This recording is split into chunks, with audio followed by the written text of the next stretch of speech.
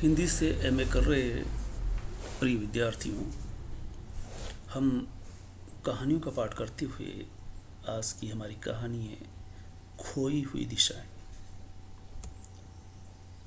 ये ऐसे कहानीकार की कहानी है जो कहानीकारों की त्रय में दूसरे नंबर पर थे, कमलेश्वर। और संयोग से जब ये दुनिया से कूच करते हैं तो उसमें मोहन राकेश पहले होते हैं, दूसरे कमलेश्वर और तीसरे राजेंद्र यादव। हमने मोहन राकेश की कहानी पिछली बार पढ़ी थी। अब हम खोई हुई दिशाओं के बारे में, जो इनकी एक महत्वपूर्ण कहानी है और पाठ्यक्रम में शामिल है। कमलेश्वर के बारे में पहला परिचय, इन्होंने एक खास रचना दी थी अंतिम समय में, कितने पाकिस्तान, जो बड़ी उम्दा किस्म की रचना थी।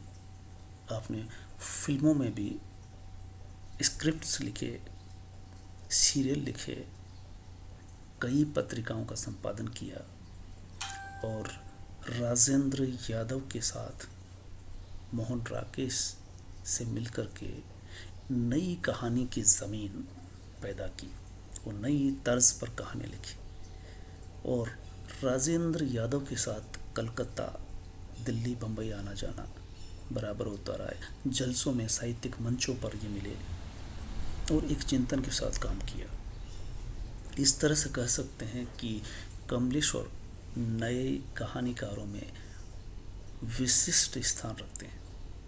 आपकी कहानियों में सामान्य मनुष्य होता है और सामान्य मनुष्य के साथ होने वाली घटनाएं, दुख दर्द, सामान्य मनुष्य अभावों में जीता है और जिंदगी पर जद्दोजहद करता है, संघर्ष करता है, महज पेट भरने के लिए।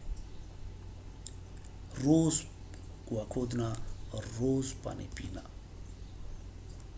हम देख रहे हैं, सुन रहे हैं खोई हुई दिशाओं के बारे में। खोई हुई दिशाएं जैसी कहानियों लिखने से पहले या उनकी कहानी संसार के बारे में समझ लें कि ये किस तरह से कहानी लिखते हैं।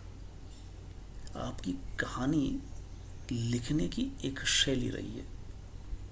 वे परिस्थितियों और मन स्थितियों पर ध्यान रखते हैं, न केवल परिवेश पर, बाहरी आवरण पर, समाज के, बल्कि पात्र के, व्यक्ति के मन में क्या चल रहा है, इसको भी ठीक से पड़ताल करते हैं। आपकी हर कहानी में विविधता रही है, ऐसा नहीं है।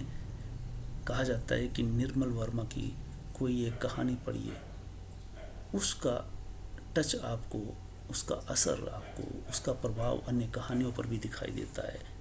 एक रास्ता मिलती है, यहाँ तक कि ऊ पैदा हो जाती है। ऐसा कमलेश्वर की कहानियाँ पढ़ते हुए नहीं होता, बल्कि विविधता मिलती है। आप इस कहानी से, जिसका नाम है राजा निरबंसिया,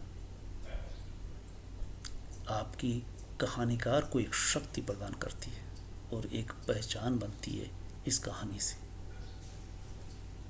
इस कहानी में मध्यम वर्ग के ऐसे आदमी की कहानी है जो आर्थिक व्यवस्था से जूझता है और उसके दाम्पत्य जीवन में किस तरह से उतार चढ़ाव आता है। यहाँ तक कि नर नारी के यौन जीवन पर अर्थ का, यानी अर्थ प्रदान धन का कितना असर पड़ता है। एक तरफ एक राजा होते हैं। इस कहानी का शिल्प बड़ा मज़ेदार है कि इस कहानी में एक राजा की कहानी है जो निर्वंश रह जाता है, वो एक मध्यम वर्ग का व्यक्ति है, वो भी निर्वंश रह जाता है। दोनों कहानियाँ एक साथ चलती है, समान स्तर पर चलती है, लेकिन परिणाम दोनों के अलग अलग आते हैं। कि राजा निर्वंश होता है, लेकिन उससे भी जब रानी से राजकुमार मिलता है तो वो उस राजकुमार के लिए देवी एक इस तरह की मणगणंत कहानी बनाई जाती है कि वो देव पुत्र हो जाता है। और इधर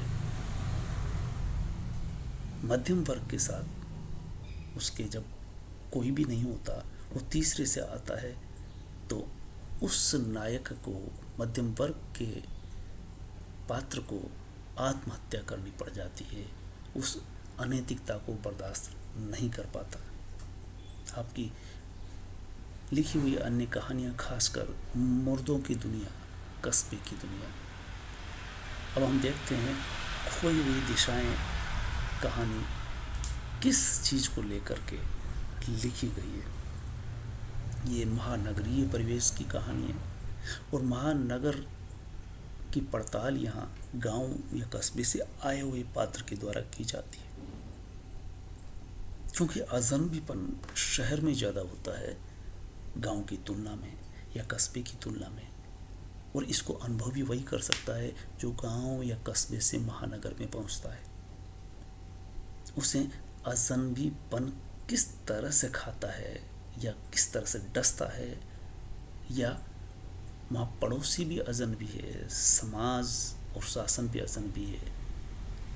कहानी का नायक चंदर को अजनबीपन से यहाँ खास रिश्ता होता है, लेकिन उसके अजनबीपन को सभी दखल देते हैं, यानी उसे अजनबी नहीं रहने देते, बल्कि वो उनके दूसरों के बीच में, उस भीड़ के बीच में अजनबियत का एहसास होता है। इस तरह से कह सकते हैं कि इस कहानी में महानगर में व्याप्त अजनबीपन का बोध किस तरह से होता है, बल्कि ये अजनबीपन महानगरीय लोगों को उतना अनुभव नहीं हो सकता क्योंकि वो वहाँ रह रहे हैं, वहीं पले बड़े हुए हैं, वो रोज़ उसे जी रहे हैं।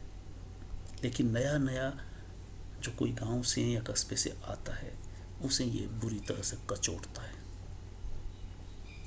कहानी का नायक यहाँ जो 3 वर्ष हो चले हैं दिल्ली में रहते हुए, और उसे अजनबीपन का बोध बुरी तरह से होता है। किस तरह से होता है ये कहानी में बताया जाता है। कहानी की संरचना में जो कह सकते हैं कि चंदर नाम का ये पात्र जो 3 वर्ष से यहाँ रह रहा है और तीसरे वर्ष में जाकर के उसको यह एहसास बराबर कचोटता है। पहले वर्ष में जो अजनबीपन लगा था वही तीसरे वर्ष में भी होता है। इस तरह से कहानी हमें एक स्थिति हमारे सामने खड़ा करती है। कहानी का सारांश देखिए। कहानी का नायक चंदर है, उसकी पत्नी निर्मला को साथ लेकर के दिल्ली आता है और वह अखबार में काम करता है और एक मोहल्ले में किराए से लेकर के रह रहा है, लोगों के समूह के बीच में रह रहा है। वह जो काम की तलाश में बेरोजगारी दूर करने आता है और राजधानी में रह रहा है। शुरुआत कहानी की होती है कि नायक हमें कनॉट प्लेस में नजर आता है। कनॉट प्लेस कहने का आशय ये कि दिल्ली का हृदय है ये, चांदनी चौक, कनॉट प्लेस, लाल किला के सामने चांदनी चौक, जामा मस्जिद, यहाँ का दृश्य पाठक के सामने उभर के आता है। सबसे ज़्यादा भीड़ भी यहीं दिखाई देती है और उसी भीड़ से गुजरते हुए चंदर को थकान महसूस होती है। उसके पूरे शरीर में, तन में थकान जैसे फैल जाती है।